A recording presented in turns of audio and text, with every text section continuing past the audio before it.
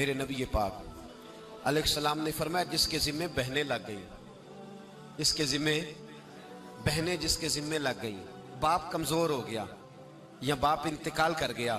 جس کے ذمے بہنوں کی ڈیوٹی لگ گئی، محبوب فرمانے لگے اس نے 3 بہنوں کی اچھی پرورش کی، اچھا ادب سکھایا اور عزت کے ساتھ رخصت کر دیا، یا 2 بہنیں اس کے ذمے لگی، اس نے آداب سکھائے، یہ ابو داؤد شریف ہے، ابن ماجہ ہے، اور پھر ان کو رخصت کر دیا عزت کے ساتھ۔ پھر ایک مقام پہ فرمایا چلو ایک بہن ہی اس کے ذمے لگی تھی، اس نے ادب سکھائے، آداب سکھائے، عزت سے رخصت کیا، حضور کیا ملے گا؟ فرمایا باقی نیکیوں والوں کو ثواب ملے گا، جو بہنوں کا بوجھ اٹھائے گا جس طرح میری 2 انگلیاں جڑی ہوئی ہیں اس طرح میرے ساتھ جڑ کے جنت میں داخل ہو جائے گا۔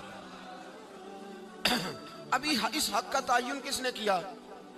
نبی پاک صلی اللہ علیہ وسلم۔ اب اگر کہیں یہ کہا جائے کہ بس بھئی صحیح ہو گیا، تمہارا کیا کام ہے، تمہاری کوئی ذمہ داری ہے، تم نے کوئی ٹھیکہ اٹھایا ہوا ہے،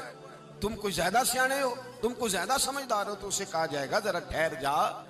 اس طرح کی بات نہ کر، یہ وہ حق ہے جو میرے مصطفیٰ نے بیان فرمایا ہے۔ جہاں بیوی کے حقوق بیان فرمائے وہاں میرے نبی پاک نے بہن کے حقوق بھی بیان فرمائے۔ دیکھیے نا، جناب ام ہانی حضرت علی کی سگی ہمشیرہ تھی،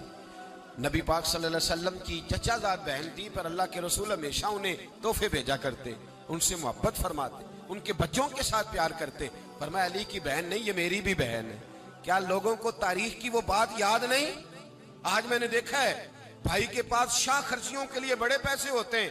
بھائی کے پاس بڑا سرمایہ ہے، جب شاہ خرچیاں کرنی ہو، سال کے بعد 2-3 چکر کاغان نران کے بھی لگانے ہو تو اس کے پاس روپیہ ہے، پیسہ ہے، اور اگر اس کی اماں کہہ دے کہ بیٹا